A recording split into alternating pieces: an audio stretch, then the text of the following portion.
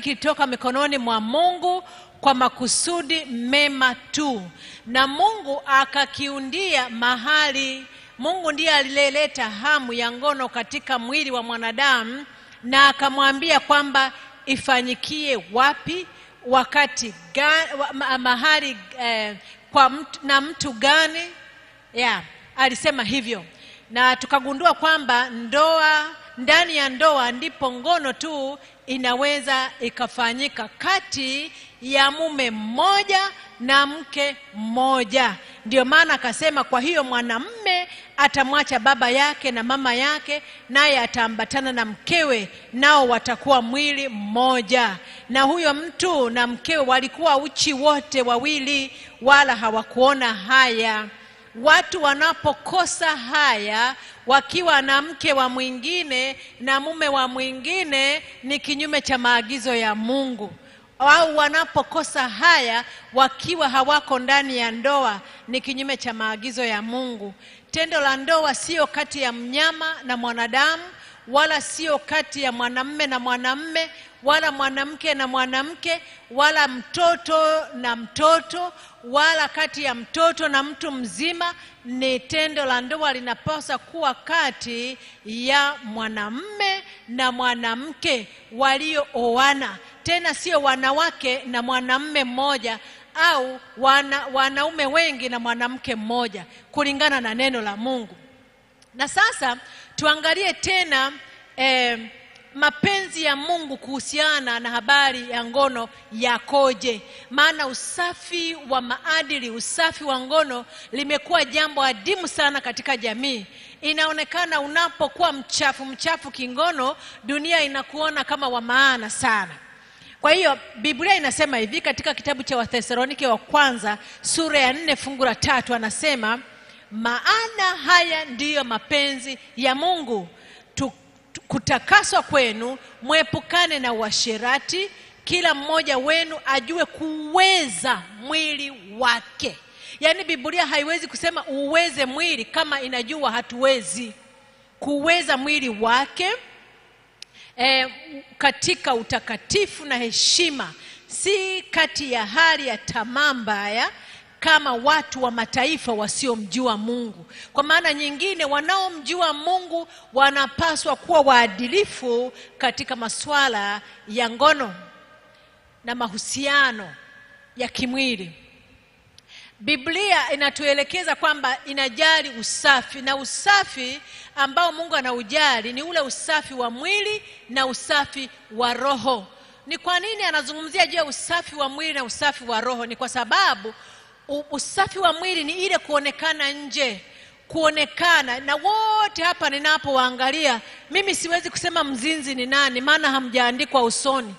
Ni mnaonekana safi kimwili kama mimi ninavyoonekana msafi kimwili, lakini ndani ya roho hakuna anayejua. Kwa hiyo usafi wa mwili unatakiwa uwe matokeo ya kile kinachotokea katika moyo.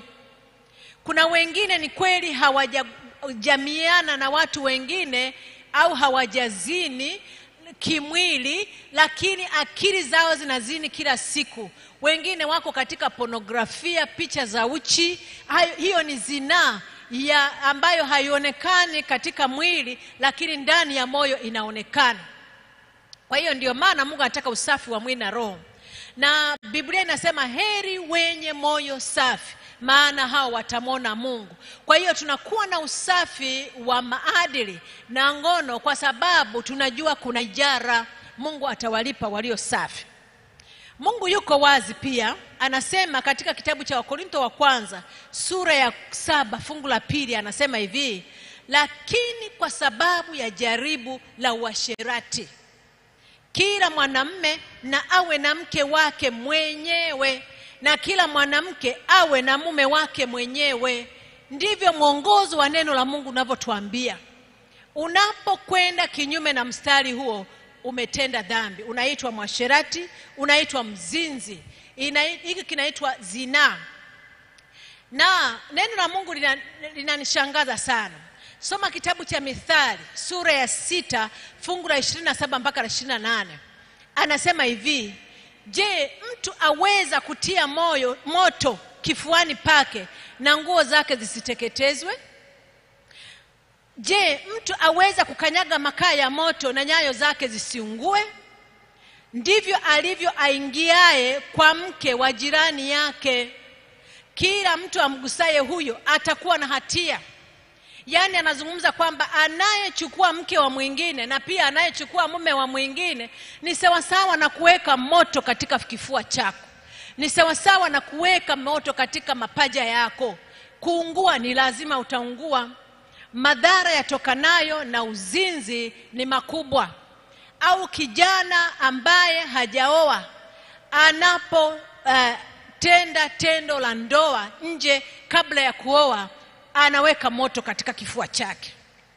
Na tena anasema hivi, mtu azinie na mwanamke. Mithali hiyo hiyo sura ya 6 fungu la 32 na 33 anasema azinie na mwanamke hana akili kabisa. Mnasikia hili jambo? Hana akili kabisa. Huyo sasa nafikiri ni mpumbavu. Maana nafikiri mchungaji Mbaga alituambia tofauti ya mjinga na mpumbavu. Maana asiye na akili kabisa ni mpumbavu. Afanya jambo litakalo mwangamiza nafsi yake, atapata jeraha na kuvunjiwa heshima, wala fedheha yake haitafutika. Tumeona watu wengi ambao wamedhalilishwa mbele ya watoto, wamedhalilishwa mbele ya watu wanaowasimamia kazini, wamedhalilishwa mbele ya umati kwa sababu ya zinaa. Matokeo ya uzinzi, anayezini na mwanamke wala mwanamke anayezini na mwanamume, Biblia inasema hana akili kabisa. Sijui tunataka Biblia iseme namna gani ili tujue kwamba zinaa ni dhambi.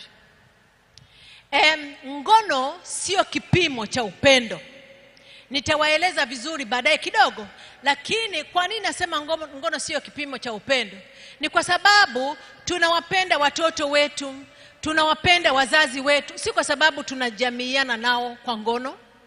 Lakini utatoa maelezo gani kama ngono ni kipimo cha upendo unapoeleza habari ya ubakaji? Watu wanabaka sio kwa sababu wana upendo. Watu wanapatia mimba watoto wadogo ambao wangeendelea kimasomo. Kama wangewapenda wasingefanya hivyo. Watu wanabaka watoto wadogo. Kweli ngono sio kipimo cha upendo. Na kama kuna msichana au kijana anayedanganya kwamba nidhihirishie kwamba unanipenda, umedanganywa. Umedanganywa kabisa.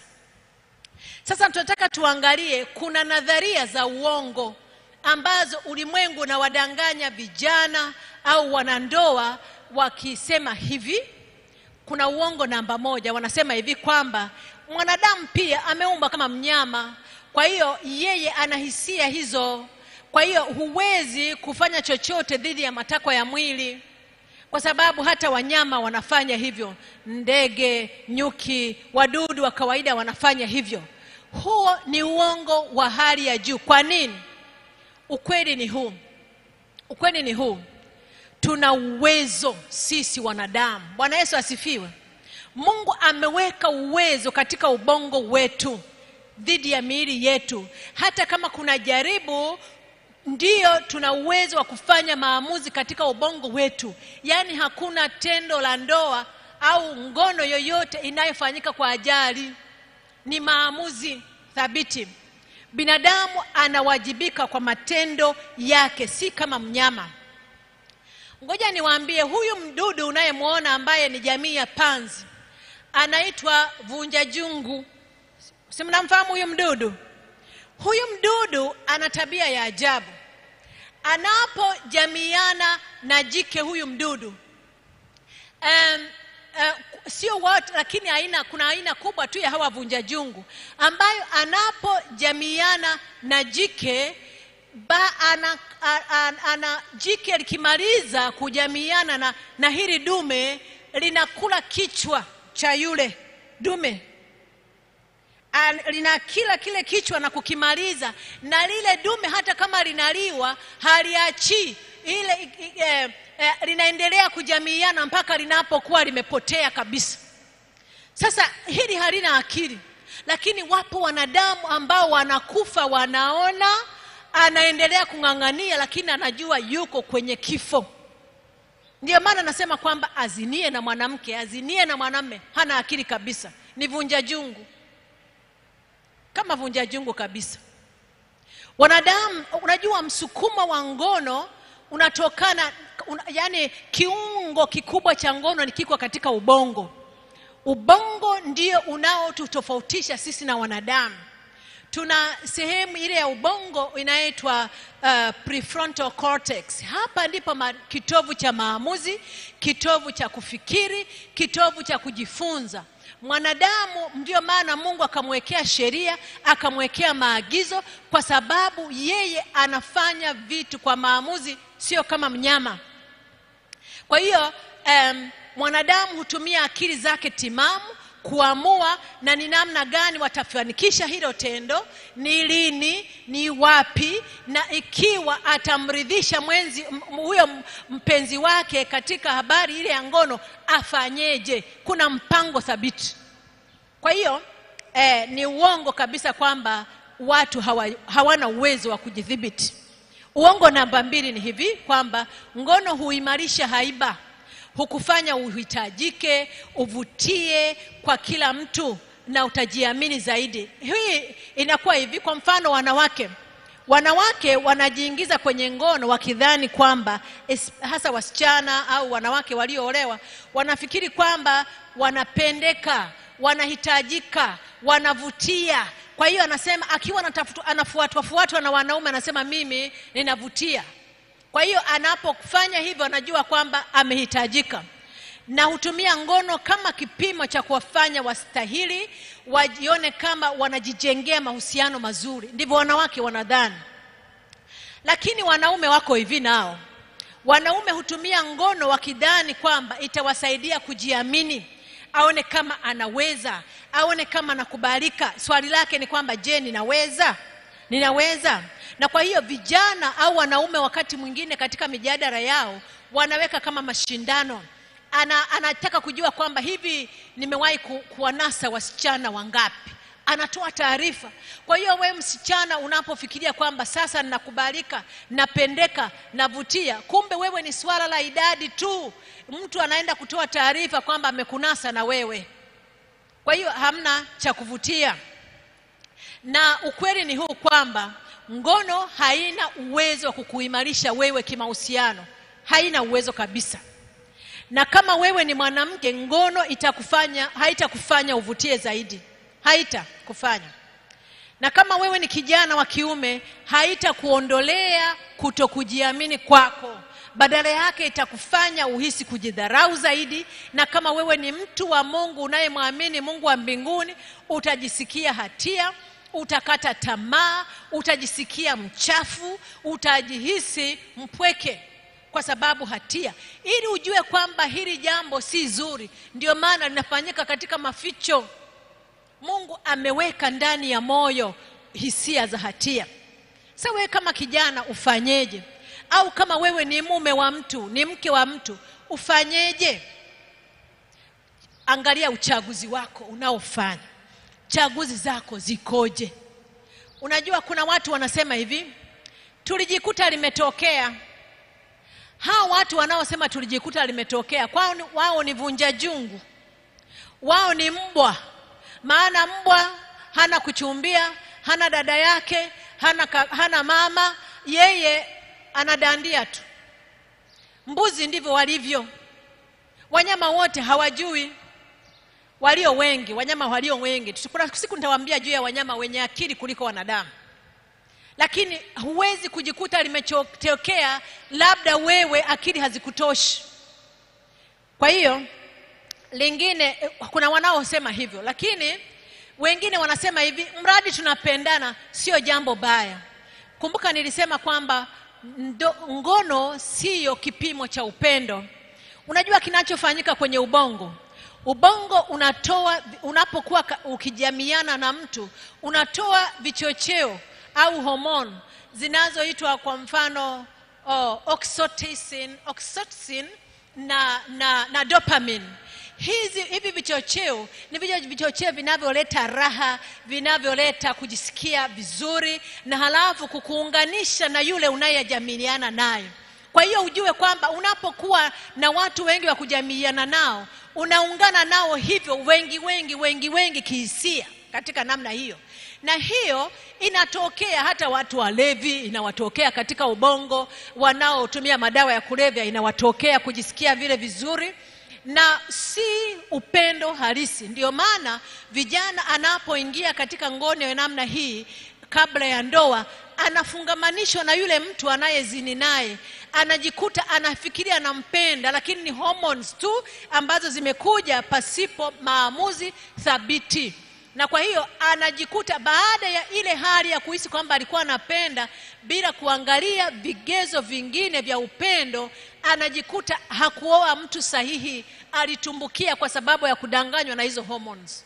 Kwa hiyo ngono sio kipimo cha upendo. Useme mradi mmependana, lakini ngono ndio inawafanya muwe karibu, ni kweli, lakini ukaribu wa muda usio wa kudumu, ukaribu wa kijinga. Ndio maana kama vile mnakumbuka Amnon alimpenda sana dada yake, akasema alimpenda sana, alikuwa ameathiriwa na hili, lakini Biblia inasema hata baada ya kuzini naye alimchukia kuliko alivyompenda. Ndivyo Biblia inavyosema. Lakini wapo wengine wenye uchaguzi mzuri wanaosema kwangu hakuna ngono hadi ndoa, hebu tuwekeane mipaka. Hao ndio watu wenye uchaguzi mzuri. Tuwekeane mipaka. Au wewe siye mke wangu, mimi nina mke. Kwa hiyo watu wa namna hiyo hawavuivui ovyo nguo za ndani kwa ajili ya kila mtu anayepita mbele yao. Nguo zinavuliwa kwa mtu mmoja tu, ambaye ni yule uliyekabidhiwa na Mungu kama mpenzi wako wa maisha. Jambo lingine, tujilinde na vitendo vya maandalizi ya ngono kama huna mpango wa tendo lenyewe. Kwa mfano vijana anakuwa na rafiki yake, wana mpango kweli, labda wanataka kuoana au kweli wanataka tu kuwa marafiki. Unaruhusu wewe binti, unaruhusu kijana anakuvinjari mara kwenye matiti, mara akubuse kwenye mdomo, eti hatujafanya tendo la ndoa. Unatayarisha nini kama huna huo mpango? Jirinde na maandalizi ya tendo la ndoa kama huna huo mpango. Na kuna sababu za kukufanya usubiri ikiwa hujaoa au kuolewa. Sababu ni hizi. Watafiti wamegundua kwamba sio tu kwamba ngono ni bora katika ndoa, lakini ni bora ikiwa utakuwa na mpenzi mmoja tu maishani. Kuna sababu nyingi za kiafya, sababu za kiroho. Inaonekana hata utafiti umeonyesha kwamba wale ambao wanakuwa na ngono na watu wengi, nimekumbuka daktari mtaalamu wa afya alizungumza juu ya kansa ya shingo ya uzazi kwamba inachangia pia, lakini sitaki umwambie kila mmoja mwenye kansa ya shingo ya uzazi kwamba wewe unazina. Mnanisikia vizuri? Usiende kusema hivyo. Kuna sababu nyingi, lakini hii inaweza ikachangia. Hata ule ugonjwa, nafikiri alizungumza juu ya human papilloma virus kwamba ile pia inachangia. Kwa hiyo na magonjwa mengine, lakini pia kukosa mahusiano ya uhuru na Mungu ni jambo baya sana. Jingine, utafiti katika chuo kikuu cha huko South Carolina waligundua kwamba watu walioshiriki ngono kabla ya ndoa walikuwa na uwezekano mkubwa wa kuwa na ngono nje ya ndoa hata baada ya kufunga ndoa. Kule kwetu huwa wanasema hivi, eti kakidore kalikozoea kukomba mboga au kukomba chakula muda wote kako hivi. Unanielewa vizuri? Eti kako hivi, kanataka kukomba tu. Kwa hiyo mtu ambaye alionja kuwa na watu wengi kabla ya ndoa, hata akiingia kwenye ndoa anahitaji neema ya Mungu. Kwa hiyo ni vizuri kusubiri. Sababu nyingine ya kusubiri ni kwamba wenzi waliokuwa waaminifu kabla ya ndoa na wakaendelea kuwa waaminifu wakati wa ndoa, wanaridhika zaidi na maisha yao ya sasa ya ngono, na katika ndoa zao wakilinganishwa na wale ambao walishiriki ngono kabla ya ndoa. Ndivyo huyu mtafiti mzoefu anaitwa David Larson anavyosema. Sasa kuna jambo hili. Inawezekana ninapoongea hapa wewe haukuwa safi na hata ubikira wako ulishaondoa kama ni kijana, lakini kama wewe ni mtu wa ndoa umesha ruka ukavuka mipaka ukawa na kule Kenya wanasema mipango ya kando, umekosea. Ikiwa tayari umetoa ubikira wako, hujachelewa na habari njema. Bwana Yesu asifiwe. Ikiwa una majuto kwa kushiriki ngono kabla ya ndoa au ukiwa ndani ya ndoa na watu wengine, unataka kuanza maisha mapya ya usafi, tunajua kabisa kwamba unaweza kutembea vizuri zaidi pasipo majuto, lakini ujilinde na kurudia kosa. Biblia inatuambia kitabu cha Isaya sura ya 1 fungu la 1 pale, sehemu ya 1 nasema, njoni wote tusemezane, asema Bwana, dhambi zenu zijapokuwa nyekundu sana zitakuwa nyeupe kama theluji. Mungu ni Mungu wa nafasi ya pili. Mungu anaturejeshea ubikira wa kiroho katika mioyo yetu, hata kama katika kimwili tumeupoteza. Mungu anaanza upya na wewe, anaanza upya na ana uwezo wa kukushindia. Tumia ubongo ambao Mungu alikupatia kwa manufaa ya kumtukuza. Unaposimama, unapopelekwa na hisia na tamaa za mwili, hujatumia ubongo wako vizuri kama Mungu alivyokusudia. Na Biblia inasema kwamba wewe ni mpumbavu, wewe huna akili. Unajua sikwambii wewe, mnanisikia, sio ninyi ninayewaambia wala yeyote anayenisikiliza mahali popote, lakini yoyote anayechagua kuachana na usafi wa maadili au usafi wa kingono. Kuna ugumu kwa kweli kama mtu amezoea kukimbia huko, anageuka kila anapoona kila mwanamke, anavuavua nguo ovyo. Kuna wengine hata anakutana na mtu ndani ya basi, siku hiyo analala naye hotelini. Ni vitu vya ajabu sana. Vitu vya ajabu sana. Lakini ahadi ipo. Bwana Yesu asifiwe. Kuna ahadi ya ushindi. Kitabu cha Wafilipi 4 fungu la 13, napenda kuwa nawaambia kila siku. Biblia inasema hivi, na yaweza yote katika yeye anitiaye nguvu. Kuna msamaha mbele za Mungu na kuna uwezo Mungu anaotupatia tukijiandaa, tukimwalika katika maisha yetu ili atupatie ushindi. Na wewe hata kama ulianguka na mwenzi wako anafahamu, basi msamaha bado unawezekana, unaweza kutembea katika upya wa uzima na Mungu akusaidie. Tusimame tuweze kuomba.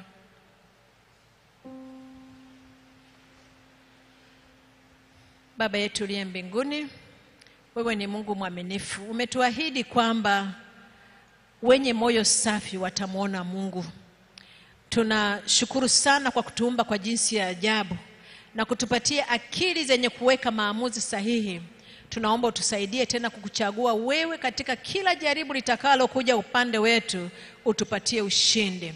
Msaidie hata yule anayehitaji kubadilika na kuanza maisha upya ndani yako, katika jina lake Yesu, amen.